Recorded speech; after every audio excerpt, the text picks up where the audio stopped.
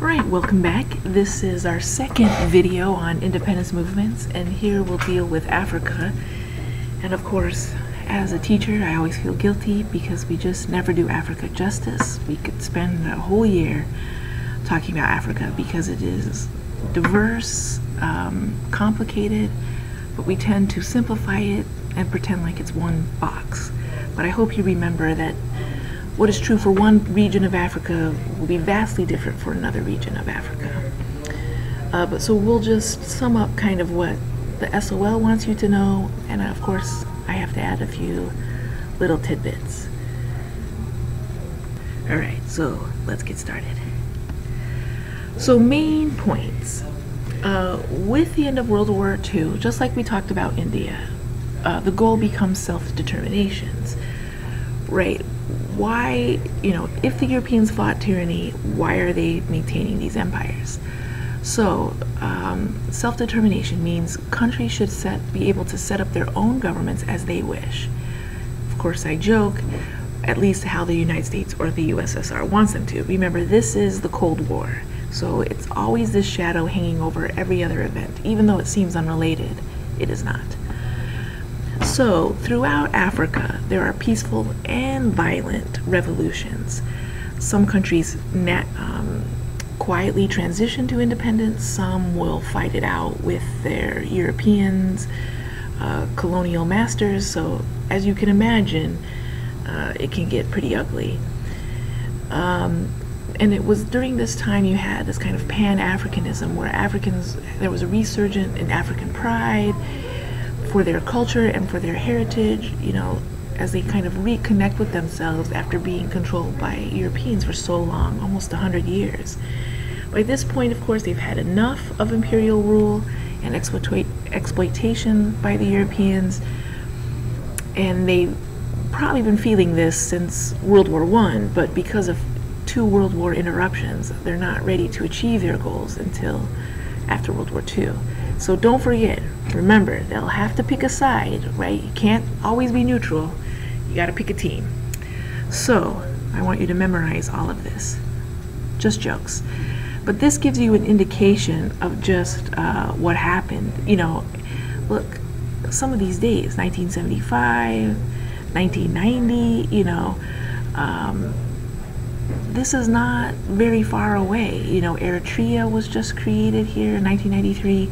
I mean, this is recent history, so sometimes when we look at Africa and we see some complicated messes, know that they are still working it out. Remember, the United States, when we became independent, within 100 years of our independence, we fought a terrible, violent civil war. So it takes a while for a country to really decide who they are and how are they going to determine what the future of their country will bring. So it is complicated. We've been talking about, what happened? Just ignore that. Sorry, we've been talking here about Nigeria, right? This is where the girls have been kidnapped. Anywho, I digress. So keep in mind of just the vastness of Africa and just all these different independence movements. And so you can kind of take a moment and look at all the different time periods, right, that these countries were independent. But here's what the SOL wants you to know, and so this is what you need to write down, and is probably in your SOL packet. First, throughout West Africa, this was fairly peaceful. Lots of these countries like Ghana, some of the French colonies, the colonial rulers, the people there sort of set up and smoothly transitioned into an independent nation. They kind of helped the Africans, become leaders. However, Algeria in particular, they will fight out a really awful war with France for independence. Because so many French had moved to Algeria that they kind of thought of it as another part of France. Charles de Gaulle, who was the president of France at this time, also, if I may say, is partly to blame, as he decides to maintain colonies. As most Europeans realize they gotta lose their colonies, France is like, no, wait, we still want to be awesome. So they will try to maintain it in Algeria and, of course, Vietnam, which we will discuss later. So Algeria, a pretty awful fight against France for independence. Some of those residual effects still being felt today. And then Kenya will also be a place of a violent independence movement. And so these are kind of the three ways many countries became independent. So it could have been peaceful, they might have fought a war against their colonial ruler, or that resentment and exploitation just builds up, that there's kind of this violent reaction against the colonial people. And we'll talk a little bit more about that, what happens in Kenya. And of course, our lone wolf example, South Africa, they need several slides on their own just to talk about what happened there. Okay, so some names I think you should know. The SOL doesn't think you should know this man, but I think you should know him. His name is Kwame Nkrumah. He is a leader of Ghana, and he is one of the first nationalist leaders. And a lot of the men will talk about, they knew each other, they worked with each other, they're certainly aware of what Gandhi and his methods and how he achieved independence. But notice he went to university in the United States and in England, and when he was in the United States, he met up with a lot of African nationalists kind of in America, and maybe you'll talk about this next year in U.S. history, but there was definitely kind of this Harlem Renaissance, this kind of rebirth for African Americans as they kind of came back to their culture and kind of started to articulate for themselves more what it meant to be an African American. And so he was a part of that movement and influenced by a lot of those leaders in the United States. So he's an interesting guy. He'll become the first president of Ghana, and Ghana is a model of African independence. So they become independent from Great Britain, and it's a smooth transition in 1957, and so a lot of people thought, oh, if they can do that in Ghana, then we can do it everywhere else. But of course, Africa's diverse, so just because it's true for Ghana doesn't mean it's true for everyone else. So unfortunately, I think Kwame Nkrumah goes over a little over the top, and so he becomes unpopular, and a coup will overthrow him in 1966. So he'll try to help Ghana kind of meet the future through this huge river project.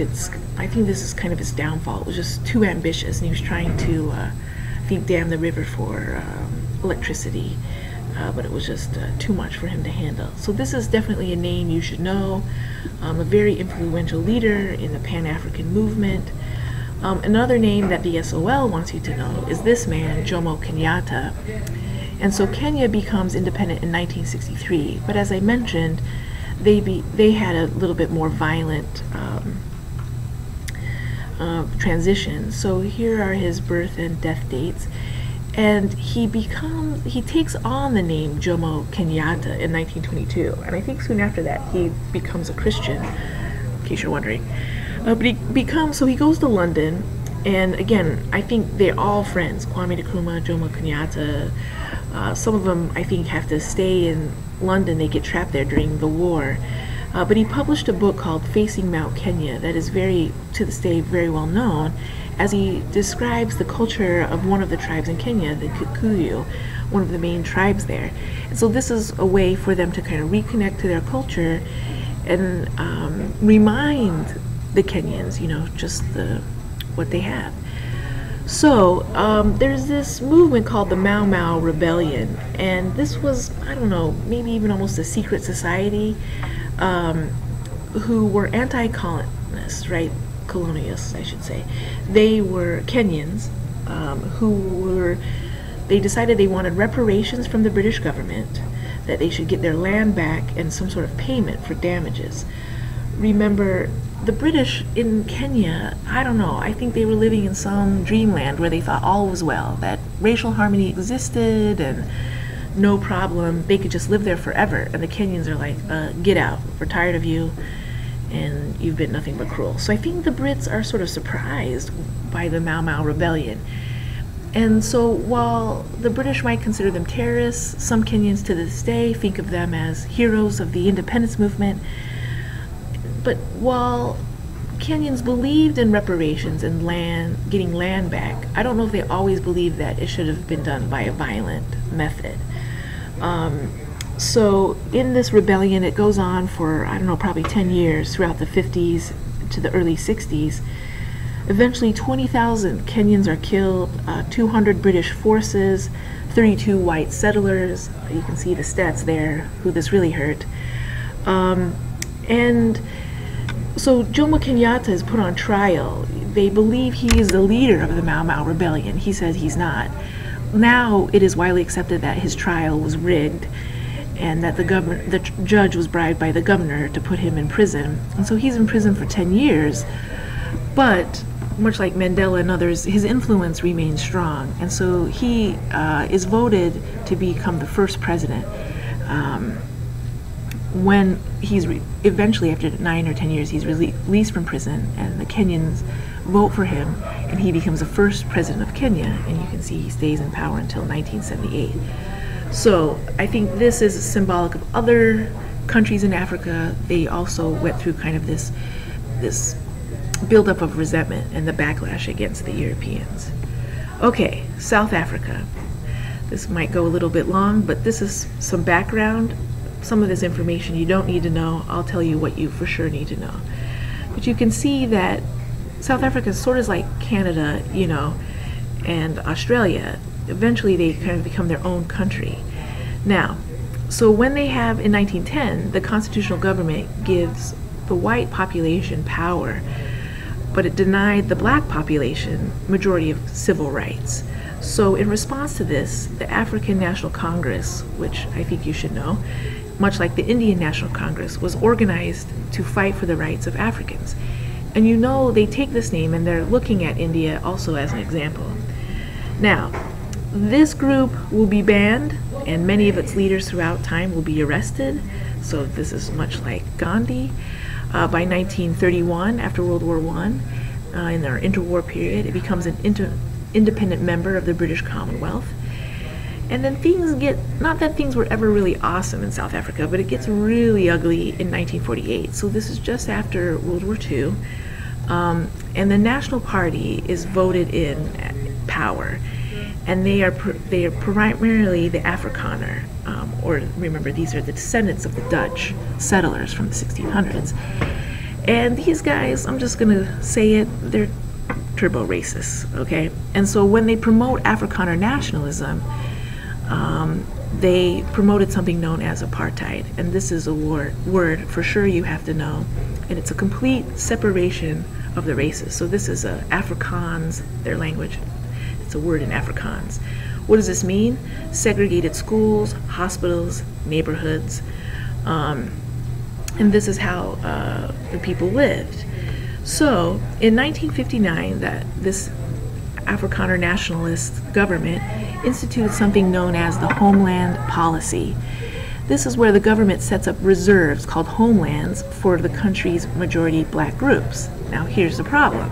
75% of the population of South Africa is black, but now they can only live on 13% of the land.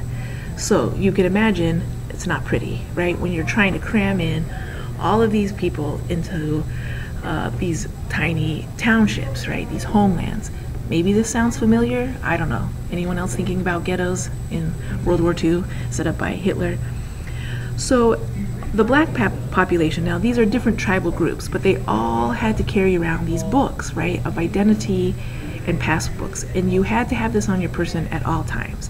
If you didn't, you could be thrown in jail, you could be shot, or worse, right? So these were the signs. You know, you could not be out beyond your homeland or your township gates at certain times at night. If you worked out in the white sectors, you had to be home at certain times, or there's areas that you could not go. So this is how it is. This is how South Africa is up until my lifetime. And this is what Nelson Mandela, and we'll watch some video clips in class, and Desmond Tutu, of course, were fighting against. So by 1976, people, you know, the black South Africans are getting pretty ticked. And there are these huge riots. So I realize I'm gonna run out of time, but we'll talk more about this. But these riots in Soweto kind of brought to the world forefront how bad things were in South Africa. So these are the men you need to know, and these are what movements they led, and we'll kind of follow through with this in class. But Nelson Mandela and Desmond Tutu, both